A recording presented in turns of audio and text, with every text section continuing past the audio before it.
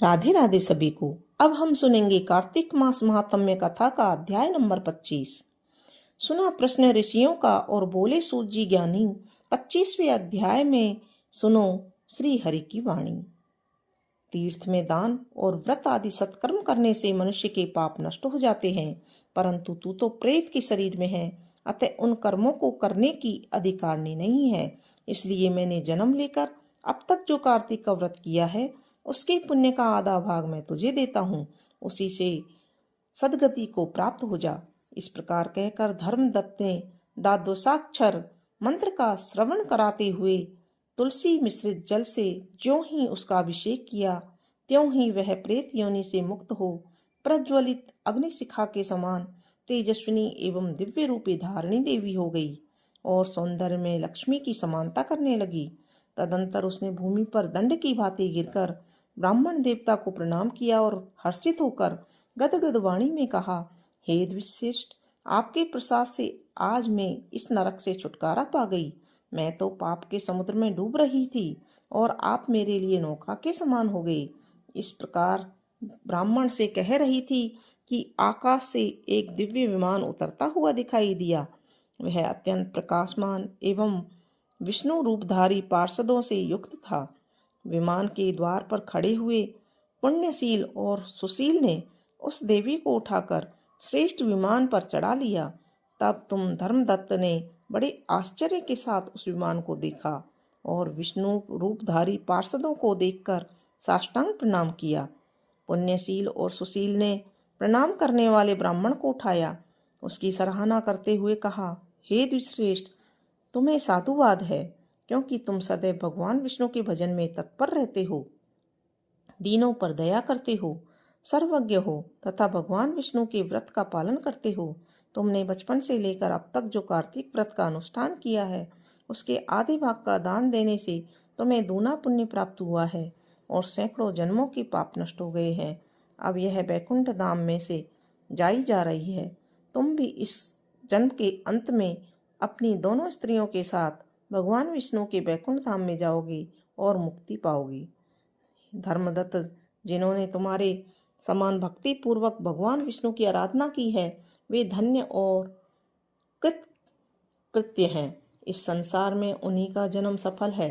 भली भांति आराधना करने पर भगवान विष्णु देहधारी प्राणियों को क्या नहीं देते हैं। उन्होंने ही उत्तानपाद के पुत्र की पूर्व काल में ध्रुव पद पर स्थापित किया था।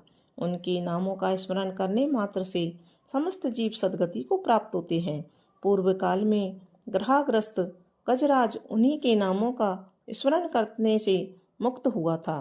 तुमने जन्म लेकर जो भगवान विष्णु को संतुष्ट करने वाले कार्तिक का व्रत अनुष्ठान किया है, उससे बढ़कर न यज्ञ है, न दान और न तीर्थ है।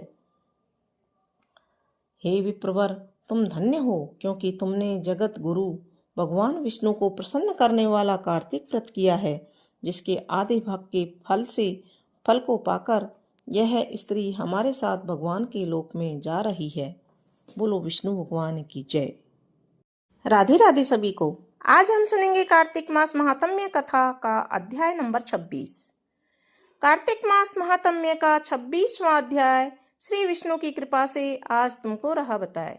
नारद जी बोले, इस प्रकार विष्णु पार्षदों के वचन सुनकर धर्मदत्त ने कहा, प्राय सभी मनुष्य भक्तों का कष्ट दूर करने वाले श्री विष्णु की यज्ञ, दान, व्रत, तीर्थ सेवन तथा तपस्याओं के द्वारा विधि पूर्वक आराधना करते हैं। उन समस्त साधनों में कौन सा ऐसा साधन है जो भगवान विष्णु की प्रसन्नता को बढ़ाने वाला तथा उनके सामीप्य को प्राप्ति कराने वाला है। दोनों पार्षद अपने पूर्व जन्म की कथा कहने लगे। हे द्विश्रेष्ठ, आपका प्रश्न बड़ा श्रेष्ठ है। आज हम आपको भगवान विष्णु को शीघ्र प्रसन्न करने का उपाय बताते हैं। हम इतिहास सहित प्राचीन वृत्तांत सुनाते हैं, सावधानी पूर्वक सुनो। ब्राह्मण, पहले कांचीपुरी में चोल नामक एक चक्रवर्ती राजा हो गए हैं। उन्हीं के नाम पर उनके अधीन रहने वाले सभी देश चोल नाम से विख्यात हुए। राजा चोल जब इस भूमंडल का शासन करते थे, उस समय उनके राज्य में कोई भी मनुष्य दरिद्र, दुखी, पाप में मन लगाने वाला अथवा रोगी नहीं था। एक समय की बात है, राजा चोल अनंत शयन नामक तीर्थ में गए, जहां जगदीश्वर भगवान विष्णु को विष्णु ने योग निद्रा का आश्रय लेकर शयन किया था। वहां भगवान विष्णु के दिव्य विग्रह की राजा ने विधि पूर्वक पूजा की। दिव्य मणि, मुक्ताफल तथा सुवर्ण के बने हुए सुंदर पुष्पों से पूजन करके साष्टांग प्रणाम किया।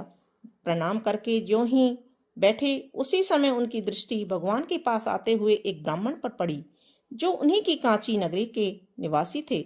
उनका नाम विष्णुदास था। उन्होंने भगवान की पूजा के लिए अपने हाथ में तुलसी दल और जल ले रखा था।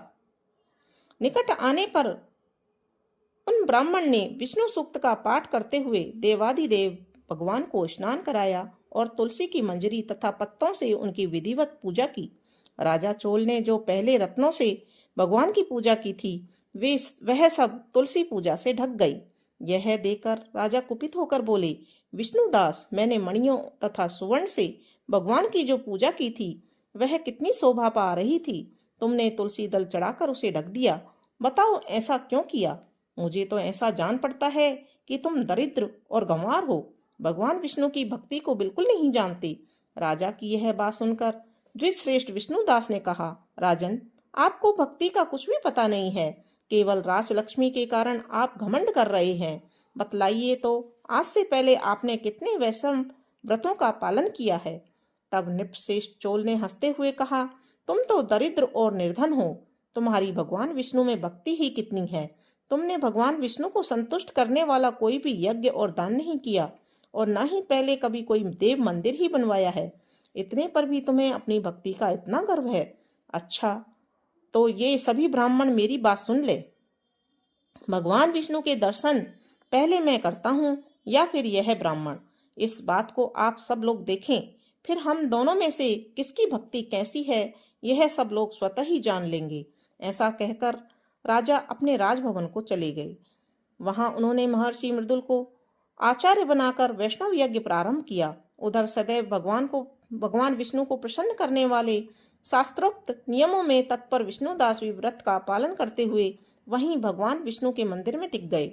उन्होंने माघ और कार्तिक के उत्तम व्रत का अनुष्ठान, तुलसी वन की रक्षा, एकादशी को द्वादशाक्षर मंत्र का जाप, नृत्य, गीत आदि मंगलमय आयोजन के साथ में प्रतिदिन षोडशोपचार से भगवान विष्णु की पूजा आदि नियमों का आचरण किया।